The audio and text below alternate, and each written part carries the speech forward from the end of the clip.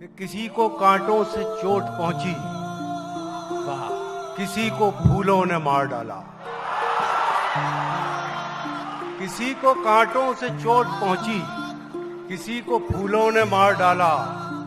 جو اس مصیبت سے بچ گئے تھے انہیں اصولوں نے مار ڈالا. یہ بات الگ ہے کہ تم نہ بدلو مگر زمانہ بدل رہا ہے. یہ بات الگ ہے کہ تم نہ بدلو مگر زمانہ بدل رہا ہے. گلاب پتھر پہ کھل رہے ہیں، چراغ آندھی میں جل رہا ہے. کسی دیوانے سے کم نہیں ہے یہ میرے اندر کا آدمی بھی. بہت اچھا. کسی دیوانے سے کم نہیں ہے یہ میرے اندر کا آدمی بھی.